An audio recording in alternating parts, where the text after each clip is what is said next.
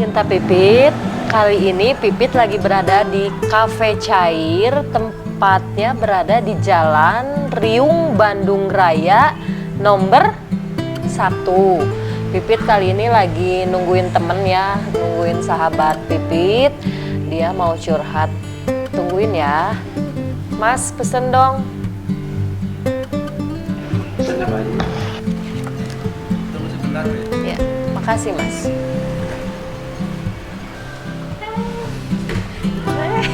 Apa kabar? Kamu sehat? Alhamdulillah. Sahabat, ini temen Pipit ya, baru datang. Dia mau curhat. Oke? Gimana? Kemarin belum beres. Kita kan ngobrol di WA. Nah, enaknya sih kayak gini sih kalau menurut Pipit mah. Ya intinya mah sih aku tuh hidup asa gak tahu gitu tujuannya mau apa, asa ngerasa hampa. Pernah ngerasain kayak gitu juga gak sih?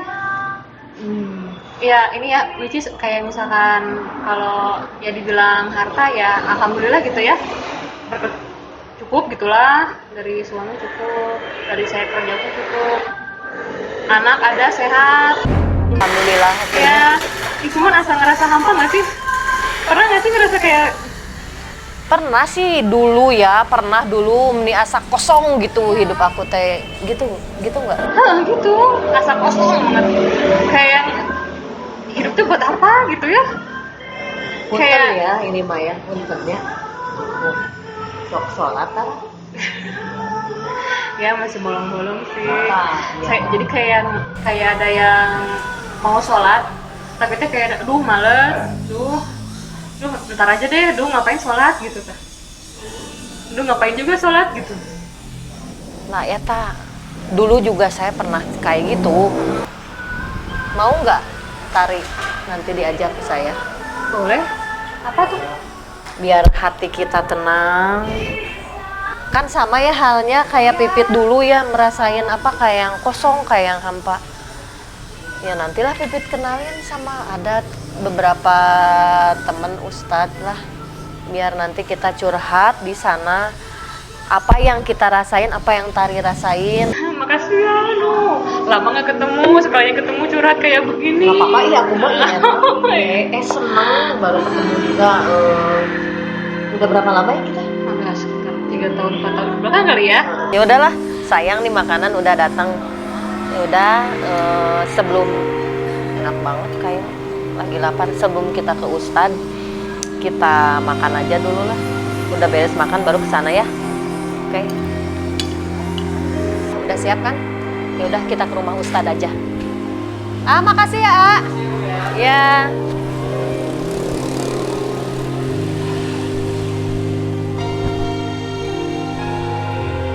Pipit udah nyampe di rumah Bapak Ustadz. Assalamualaikum Pak Ustadz. Waalaikumsalam warahmatullahi wabarakatuh. Kan ini teman Pipit Pak Ustadz. Oh iya. Namanya Mentari.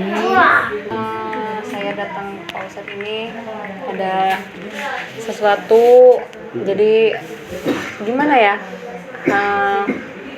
hati saya teh asa ngerasa hampa gitu Pak Ustadz.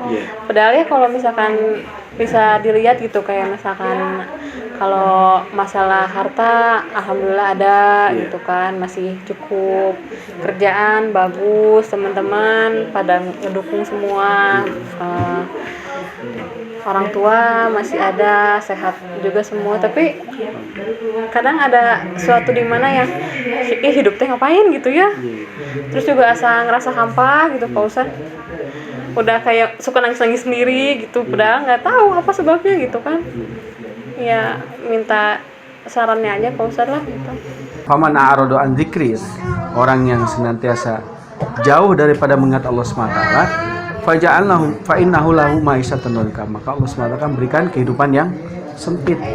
Ya, walaupun rumahnya lapang, walaupun rumahnya luas, tetapi apabila dia ini tidak senantiasa mengingat Allah, maka hatinya Allah akan jadikan sempit, kesempitan hidup. Nah, jadi itulah yang paling diinikan tadi itu, kenapa sih banyak orang yang karirnya sukses begitu, semuanya didapatkan begitu kan, tetapi kenapa kok stuck gitu? Karena itu tadi, karena ada agama, ada satu komponen yang belum dihadirkan di sana. Apa komponennya? Itu adalah ketika kita mengingat Allah SWT di setiap suasana keadaan, ketika berzikir kepada Allah SWT, maka Allah akan berikan ketenangan setiap suasana keadaan. Maka itu tadi rumusnya bagaimana supaya kita ini hati kita menjadi tenang, ya kan? Maka setiap suasana keadaan itu kan setiap waktu ada amalnya dan setiap amal ada waktunya. Maka walaupun kita dalam pekerjaan, kita senantiasa mengingat Allah SWT, ya. Kita berdoa berangkat kerja dengan berdoa kepada Allah SWT, ya. Meminta ketenangan dari Allah SWT, meminta kelancaran dan kemudahan dari Allah SWT. Maka kalau kita minta kelancaran dan kemudahan dari Allah SWT, maka insya Allah, ya, setiap apa yang kita kerjakan itu menjadi barokah. Maka orang yang memulai kehidupannya itu tanpa diawali dengan mengingat Allah SWT, maka nanti hati akan gelisah dan gundah gulana. Kenapa seperti itu? Karena kita jarang menghadirkan keutamaan dari perkara tersebut.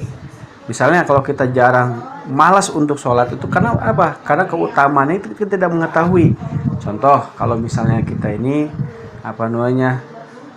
ada diskon besar-besaran di satu mall begitu, kita semangat, ini diskonnya 50% nih, wah, berbondong-bondong mak-mak dan ke sana kan, karena dia mengetahui keuntungan kalau kita tidak ambil promo sale-nya itu sekarang, maka besok mungkin tidak ada lagi promo begitu.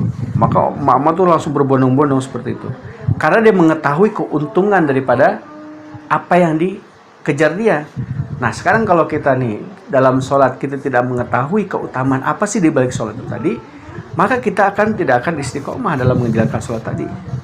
Nah, itu salah satunya begitu. Maka fawailul lil musallin dalam surat Al-Maun dikatakan, celakalah orang yang sholat. Siapa orang sholat? Alladzina hum an sholatihim sahun. Orang yang lalai dalam sholatnya. Bagaimana, kenapa bisa lalai?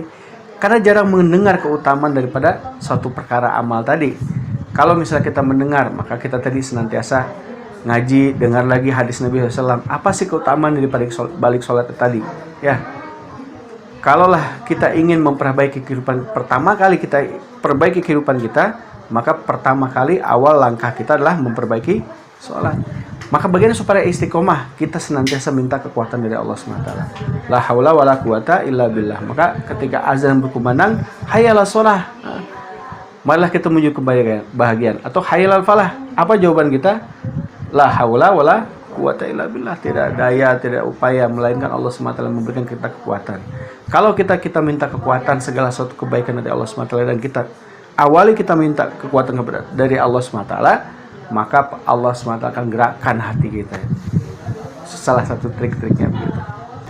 Jadi intinya daripada kekosongan yang kita alami hari ini, karena jarangnya kita mengingat Allah SWT setiap suasana keadaan.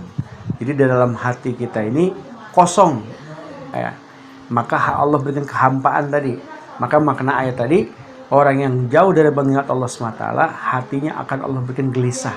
Nah, inilah arti kekosongan yang sesungguhnya. Maka di setiap suasana keadaan tadi, intinya kita harus mengingat Allah di setiap suasana keadaan. Bagaimana caranya? Dengan kalau kita makan, kita baca basmalah, itu salah satu daripada mengingat Allah SWT. Maka kalau kita buat ini tadi, maka insya Allah kebaikan-kebaikan akan Allah berikan kepada kita, dan kita mudah taat kepada Allah. Nah, itulah intinya insya Allah. Alhamdulillah, terima kasih atas pencerahannya. Kayaknya kita mau pamit dulu ya Pak Ustadz ya. Oke, sahabat Cinta Pipit, alhamdulillah terima kasih sekali buat Pak Ustadz. Pipit udah dapat pencerahan. Jangan lupa subscribe, like, and comment Cinta Pipit. Ketemu lagi di video Cinta Pipit berikutnya. Pak Ustadz, Pipit pamit ya. Sama-sama. Assalamualaikum. Waalaikumsalam warahmatullahi wabarakatuh.